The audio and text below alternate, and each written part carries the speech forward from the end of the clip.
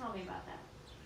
Wow, so, sitting back, again, contemplating the number of deaths that had taken place in 2016, I thought that we should just be a little proactive and begin a conversation so that it would never happen here. And the words I used in 2016 when I talked to them, I said, the optics of an African American being killed in Beaver County wouldn't look good on national news.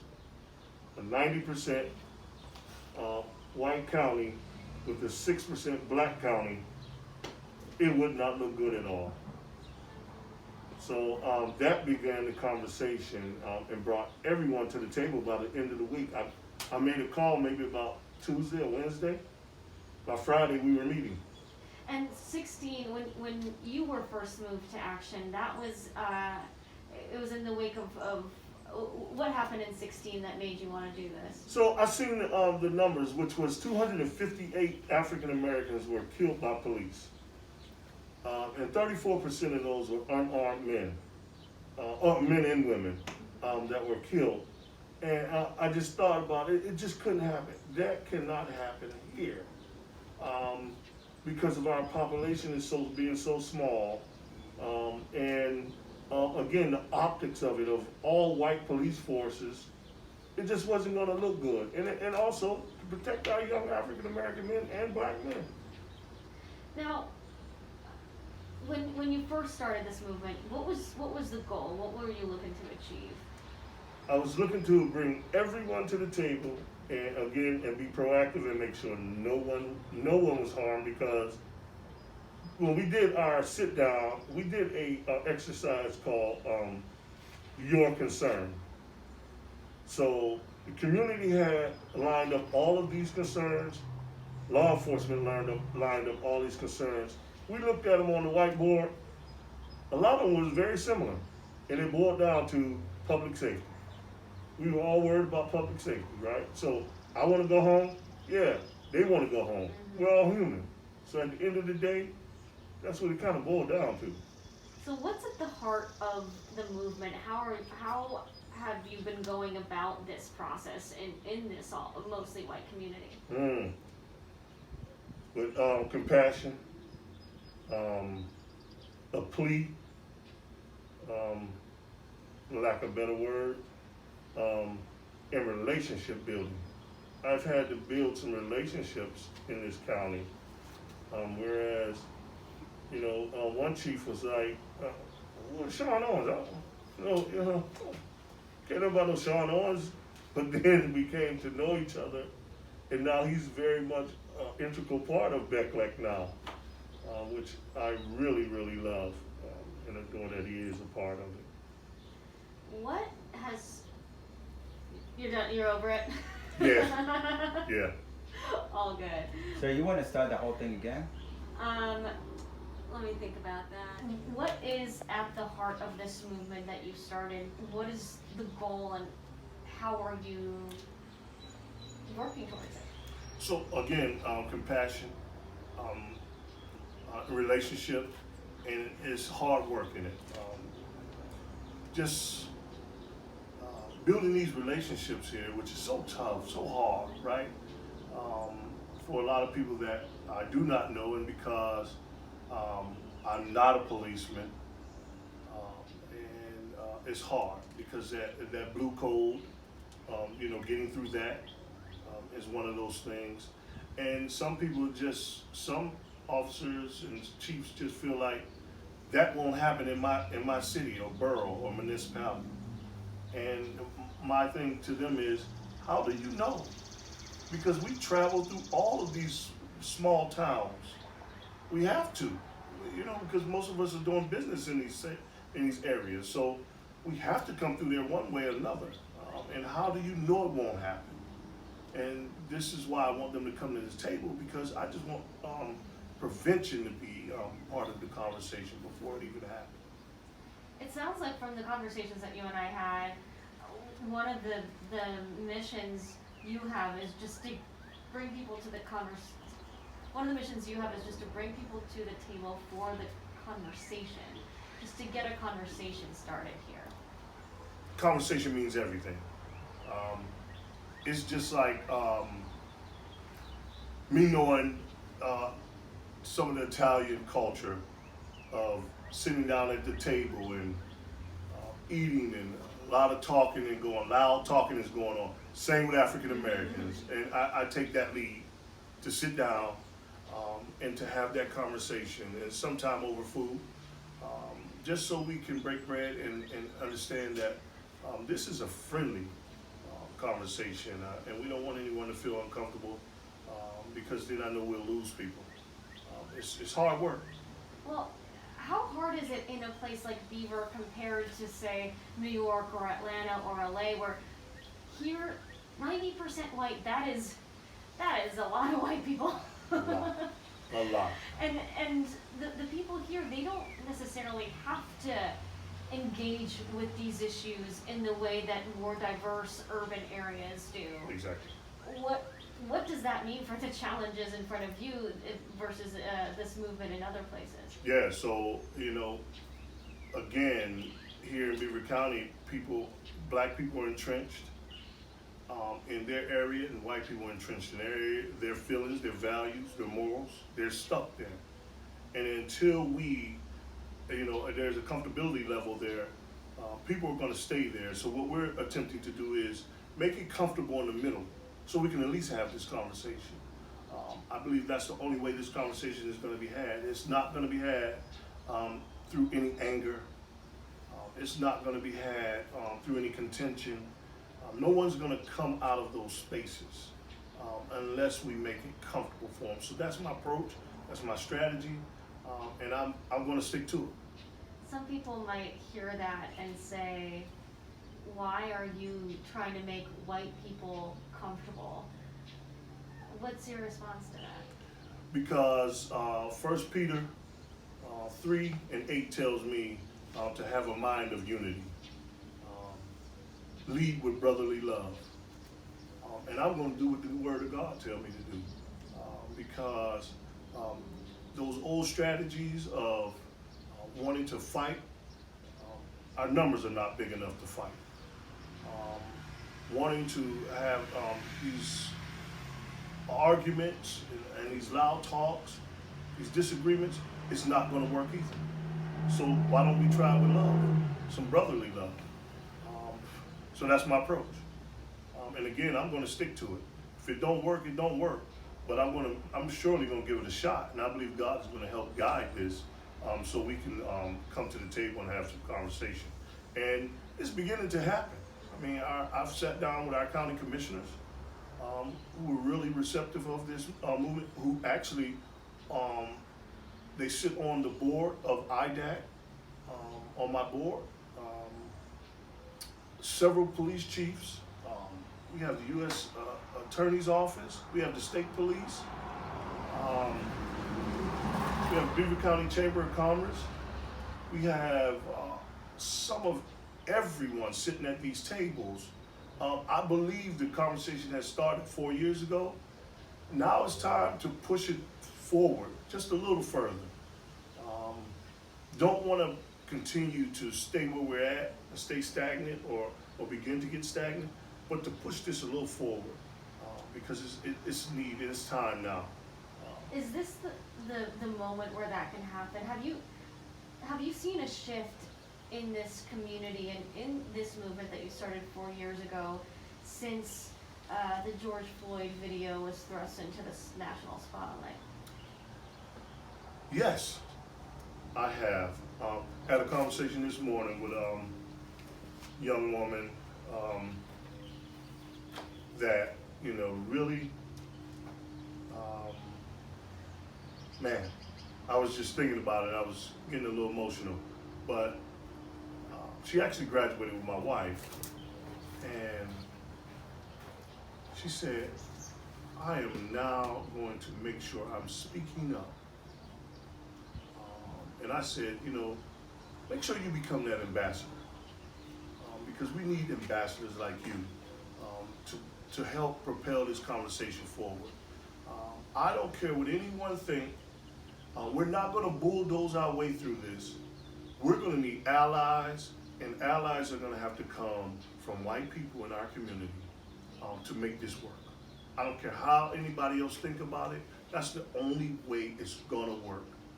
If we get allies such as white people in our community, because the government, local, federal, and state, cannot mandate anyone to be our friends or be our allies. They cannot do it. This is gonna have to come through relationships. Why do you think it's this moment, the George Floyd video, Breonna Taylor, why do you think this moment feels so different than times past? I tell you, Why is it getting all these white people and Yes. people coming out? because I think the nature of George Floyd's death was so horrific and heinous. It wasn't like he, and I don't want to, I want to make sure I'm sensitive to what I'm saying. So black men and women have been shot by police before. Rodney King was beat to a pulp. 12-year-old Tamir Rice in Cleveland, just right there up in Cleveland, shot on what was the car haven't even stopped completely. But it was something about that guy's knee on his neck. And I think I explained to a group of white people here in Beaver County that it was something like a white man conquering a black man, like he killed a deer and he put his knee on his neck. And it was like a conquest. I just killed a trophy. And I believe that has kind of resonated in some people's heart to them, so they kind of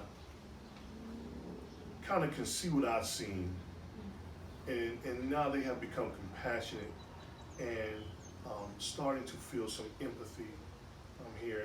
And again, I heard that this morning on my phone phone conversation with a young woman about that, about the importance of her being a part of that movement. You talk about visibility.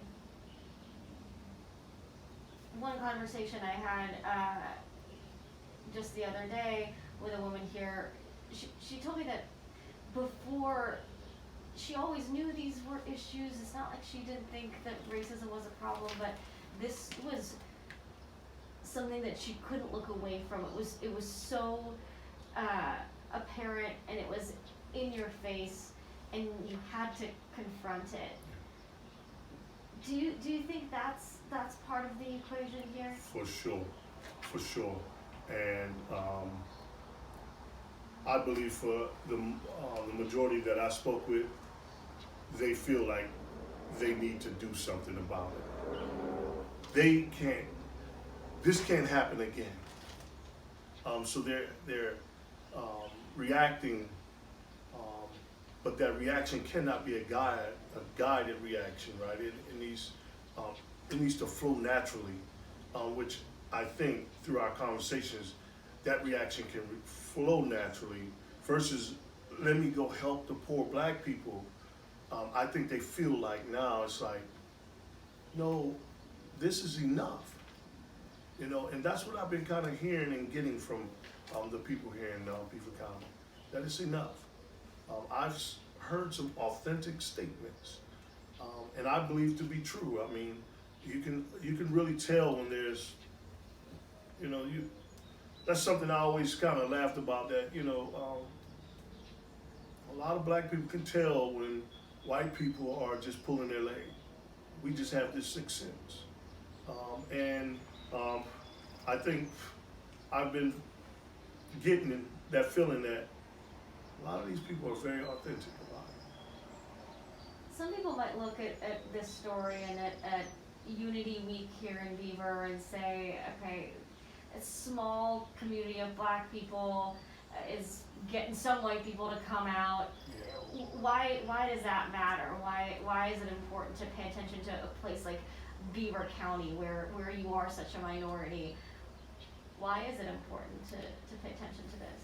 Man, I believe for every black person that lives here in Beaver County, I believe that's the most important thing to them, right? Just, again, speaking about visibility, just to be seen now, to be heard now, means everything to us. And that's why I think the most important part of this is to have a civil conversation about why I have been offended, or why I have felt offended for so many years.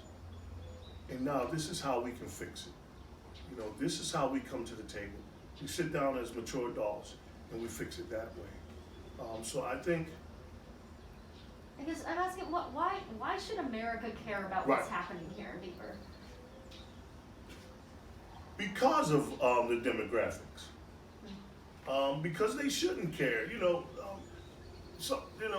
White people shouldn't care if, for what happened, because we have been going along the train tracks for many years of these things happening. Again, I think their care, their compassion, their empathy will help change. It will change America. So why should they care?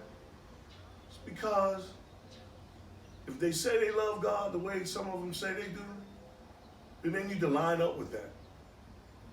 That's why they should care. I believe that is exactly why they should care. Because without black influence in America, America will never advance to a true powerhouse. Without the diversity of thought, creativity, America will never advance. And now's the right time for them to begin to allow Black America to participate in the growth of this country. We're still young. Our country is still young. We have not fully matured compared to other countries. We're young, and we boast and stick our chest out like we're the greatest country in the world, but we don't get it, and we won't get it until Black America fully participates in America growth. The movement does look different here, though, than in a lot of other places in the country where we've been covering it. We talked about this yesterday. In New York, LA, Chicago, we've had cameras there. We see what that looks like. People are marching with Black Lives Matter as the chant, as the heart of it.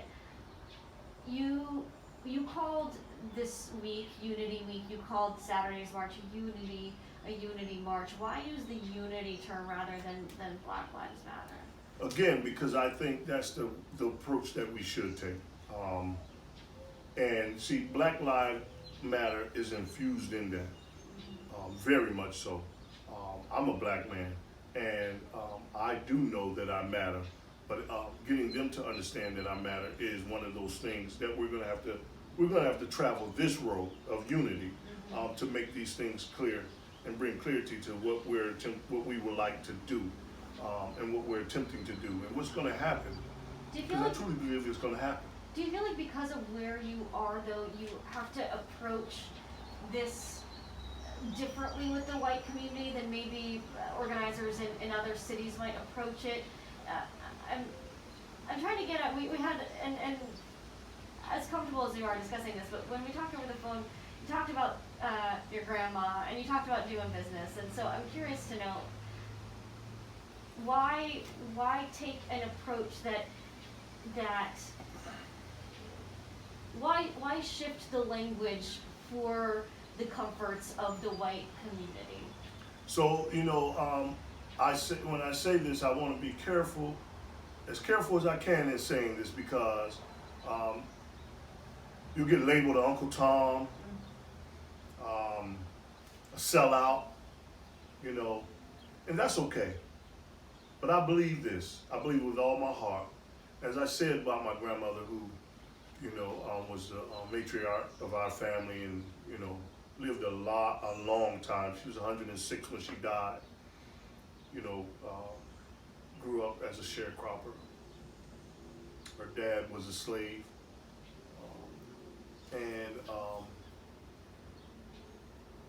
My grandmother learned how to do business with white people. And she knew the best way she can do it was to change her dialect. And we call it speaking two different languages, and black people don't understand that, right? And which later becomes, oh, you're talking white, you're speaking white. And it's like, no, you know, we just speaking proper English, you know? So people are now more understanding that a little more versus you're talking white. But to answer the question,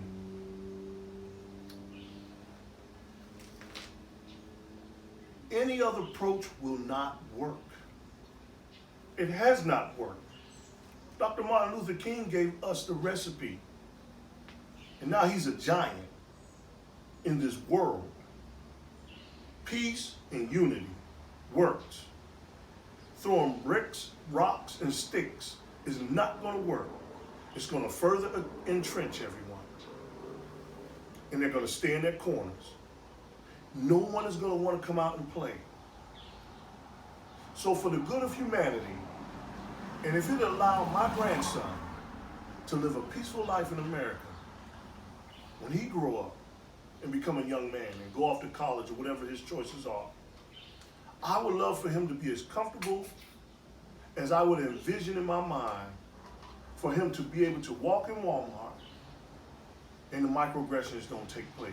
I would love for him to go to college and they're not looking at him a certain way. I would love for him to be able to stroll or drive down the street and not get pulled over for him being black. So however people want to take it and run with it, I'm going to say it this way. Unity is the approach. We need to sit down with the power brokers because black people understand this and they know this. Those that are very much in the game, they know we make no decisions in this country. We make no decisions in this country. We have very few black Americans that are making decisions, and we make none in Beaver County. We have no black person in any seat of decision making in Beaver County. So how else are we going to get work done? Pause you right there.